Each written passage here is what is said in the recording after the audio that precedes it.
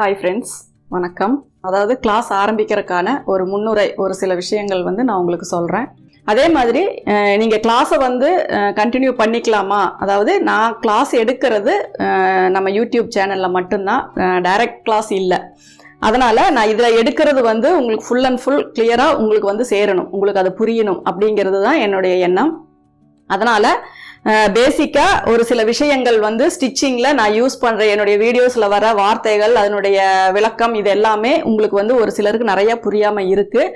அதனால் அதை ஃபஸ்ட்டு நான் உங்களுக்கு கிளாரிஃபை பண்ணிடுறேன். அதுக்கு முன்னாடி நம்ம சேனலை சப்ஸ்கிரைப் பண்ணாதவங்க சப்ஸ்கிரைப் பண்ணிக்கோங்க. பக்கத்தில் இருக்க பெல் சிம்பிளை ப்ரெஸ் பண்ணிட்டீங்க அப்படின்னா உங்களுக்கு வீடியோஸ் போடும்போது எல்லாமே நோட்டிஃபிகேஷன் வரும். நீங்கள் எந்த ஒரு வீடியோவுமே மிஸ் பண்ணாமல் பார்க்கலாம். அதே மாதிரி லைக் பண்ணுங்கள், ஷேர் பண்ணுங்கள். உங்களுடைய எந்த ஒரு டவுட்ஸ் அப்படின்னாலுமே நீங்கள் கமெண்ட்ஸில் போடுங்க. இல்லை வேறு ஏதாவது ஒரு சஜஷன் அப்படின்னாலும் நீங்கள் எனக்கு கமெண்ட்ஸில் போடுங்க. நீங்கள் எல்லாருமே எனக்கு நிறைய சப்போர்ட் பண்ணுறீங்க, அதனால் உங்களுக்கு எல்லாமே ரொம்ப தேங்க்ஸ். இப்போது நான் டெய்லரிங் இதில் சம்மந்தப்பட்டு ஒரு சில வேர்ட்ஸுக்கு உங்களுக்கு நான் மீனிங் சொல்கிறேன். அதாவது என்னுடைய வீடியோஸை பொறுத்த வரைக்கும் நீங்கள் நிறையா பார்த்துருப்பீங்க. நான் யூஸ் பண்ணுற வேர்டுக்கு அர்த்தம் நிறைய பேருக்கு தெரியாது. ஏன்னா நிறைய பேர் சொல்லியிருக்கீங்க, நீங்கள் அந்த இங்கிலீஷில் சொல்லாதீங்க, தமிழில் சொல்லுங்கள் அப்படின்னு சொல்லியிருக்கேன். ஆனால் எல்லாருமே ஒரு விஷயத்தை நம்ம சர்ச் பண்ணி போகிறோம் அப்படின்னா அதனுடைய தமிழ் இங்கிலீஷ் ரெண்டு மீனிங்குமே நீங்கள் தெரிஞ்சு வச்சுக்கிட்டீங்க அப்படின்னா உங்களுக்கு, ஏன்னா கற்றுக்கிற விஷயம் அப்படிங்கும்போது எந்த இடத்துல அந்த மீனிங் வந்தாலும் உங்களால் பார்த்து கற்றுக்கிறதுக்கு ஈஸியாக இருக்கும். இப்போ ஒரு தையல் அப்படின்னா என்ன?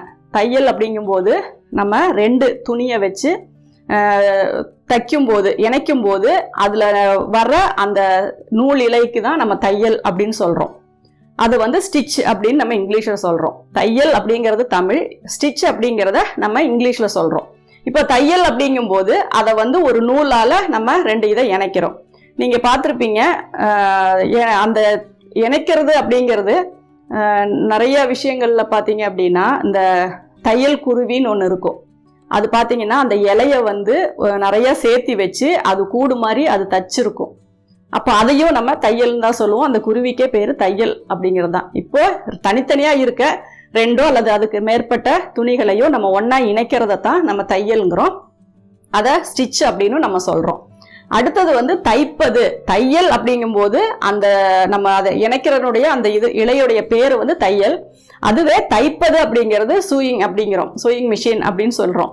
அப்போ அது என்ன அப்படின்னா, அந்த தையல் அப்படிங்கிற அந்த விஷயத்தை நம்ம ஒரு ஊசி மூலமாவோ அல்லது வேற ஏதாவது ஒரு பொருள் மூலமாவோ, இப்போ பார்த்தீங்க அப்படின்னா ஊசியில் நூல் கோர்த்து நம்ம தைக்கிறோம், மெஷினில் நூல் கோர்த்து நம்ம தைக்கிறோம், இல்லை வேற கோன் ஊசி, நம்ம இந்த மாதிரி எம்ப்ராய்டரி ஊசி, இந்த மாதிரி எல்லாம் இருக்கு இல்லைங்களா? அந்த மாதிரி ஒரு ஊசியை பயன்படுத்தி நம்ம தைக்கிறத அதை அதாவது நம்ம செய்கிற செயலை குறிக்கிறது சூயிங் மிஷின் அப்படின்னு நம்ம சொல்லுவோம். அடுத்தது இது நீங்கள் நிறையா இதில் நீங்கள் பார்த்துருக்கலாம். தையல் அப்படின்னா ஸ்டிச்சு, தைப்பது அப்படிங்கிறது சூயிங் அப்படின்னு சொல்லியிருக்கோம். சூயிங் மிஷின் தான், அதாவது தையல் இயந்திரம் அப்படிங்கிறதே நீங்கள் பார்த்துருப்பீங்க. மிஷின் அப்படிங்கிறது, இது மிஷின்லேயும் நிறையா வெரைட்டிஸ் இருக்குது, அது எல்லாமே உங்களுக்கு தெரியும். அடுத்தது நம்ம ஈஸ் அலவன்ஸ் அப்படின்னு சொல்கிறோம். நிறையா பேருக்கு டவுட் வரும், ஈஸ் அலவன்ஸ் அப்படின்னா என்ன அப்படின்னா, ஒரு பொருள் இப்போ நம்ம பாடியில் அளவு எடுக்கிறோம். அந்த அளவு எடுக்கும்போது அந்த அளவுப்படியே நம்ம அதே அளவுக்கு தைச்சிட்டோம் அப்படின்னா அதை போட முடியாது. உடலுக்கும் அந்த துணிக்கும் உள்ள இடைவெளியில் இருக்கிறது தான் நம்ம ஈஸ் அலவன்ஸ் அப்படிங்கிறது அப்படி சொல்கிறோம். ஏன்னா நம்ம அந்த 4 இன்ச்சு நான் எப்போவுமே ஆட் பண்ண சொல்லியிருப்பேன், ஈஸ் அலவன்ஸ்ன்னு சொல்லி. அந்த 4 இன்ச்சு நம்ம ஆட் பண்ணும்போது தான் அதை ஒரு துணியை நம்மளால் போட முடியும். அப்போ இப்போ ஒரே அளவான ரெண்டு பொருளை ஒன்றுக்குள்ளே ஒன்று இன்சர்ட் பண்ணும்போது அது உள்ளே போகாது. அப்போ ஒரு பொருள் நம்ம ஒரு படியாக உதாரணத்துக்கு எடுத்துக்குவோம். 2 படி ஒரே அளவில் இருந்துச்சு அப்படின்னா ஒன்றுக்குள்ளே ஒன்று போகாது. அதுவே ஒரு படியை விட இன்னொரு படி கொஞ்சம் பெருசாக இருந்துச்சு அப்படின்னா அந்த படிக்குள்ளே இன்னொரு படியை நம்ம போட முடியும். அப்போ அந்த ரெண்டுக்கும் உள்ள இடைவெளியை தான் நம்ம ஈஸ் அலவன்ஸ்னு சொல்கிறோம். அந்த ஈஸ் அலவன்ஸ் அப்படிங்கும்போது நம்ம போட்டுக்கிறதுக்காக துணியில் கொடுக்குற லூஸ், அதைத்தான் நம்ம ஈஸ் அலவன்ஸ்னு சொல்கிறோம்.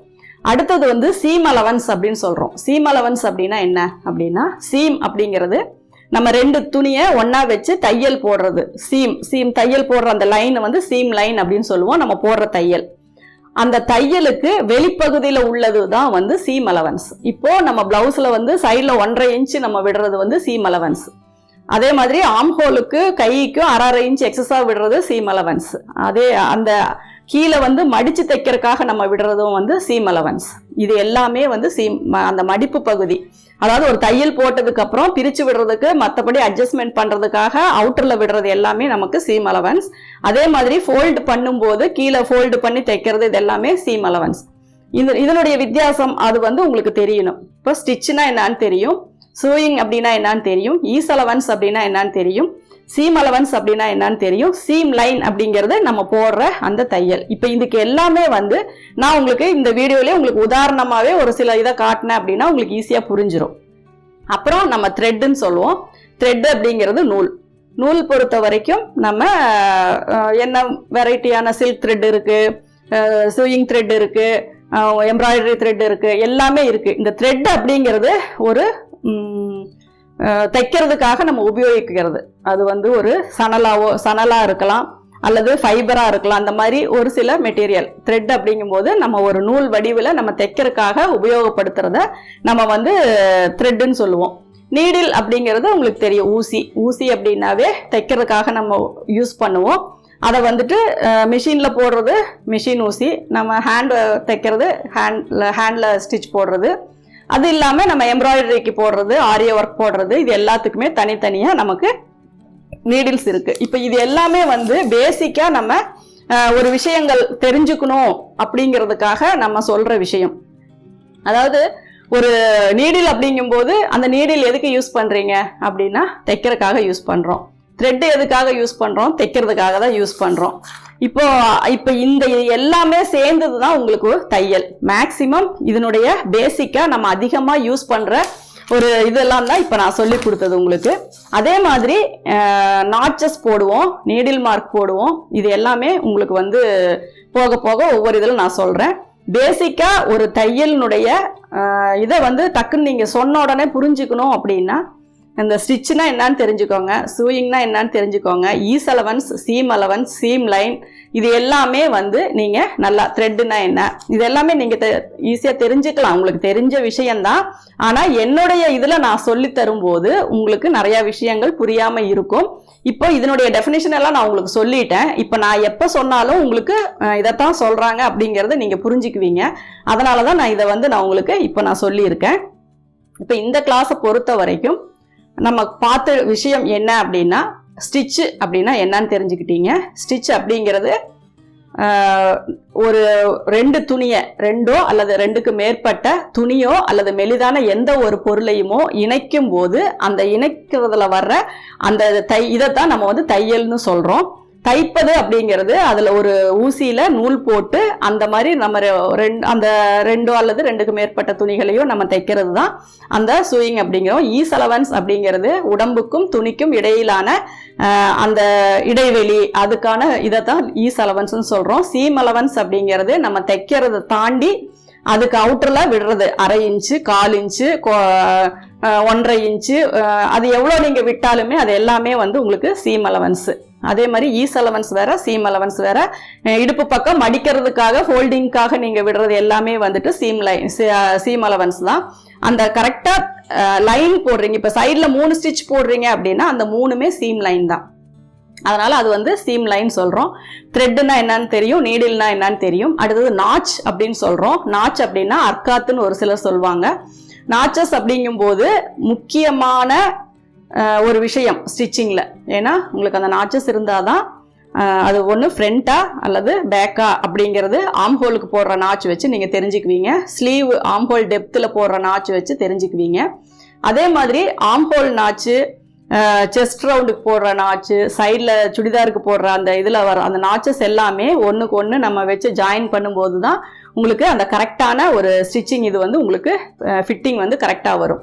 அதே மாதிரி நீடில் மார்க் அப்படின்னு சொல்லுவேன். நீடில் மார்க் அப்படின்னா பெரிய ஊசி இருக்கும், அந்த ஊசியை வச்சு எந்தெந்த இடத்துல நம்ம டாட் பிடிக்கணும், எந்தெந்த இடத்துல சேர்த்து 2 துணியும் ஒன்னா வச்சு நம்ம தைக்கணும், எந்தெந்த இடத்துல நம்ம வந்துட்டு கரெக்டான தையல் வலதுபுறம் இடதுபுறம் இரண்டுக்குமே அந்த மடிப்போடு இருக்கும்போது நம்ம வந்துட்டு தையல் வந்து கரெக்டா வரணும் அப்படிங்கறக்காக என்ன ஷேப்ல வரணுமோ அந்த ஷேப்ல நம்ம வளைச்சு தையல் போடுறோம் அப்படின்னா அந்த இடத்துல எல்லாமே அந்த நீடில் வச்சு நம்ம மார்க் பண்ணுவோம். அது வந்து நீடில் மார்க்.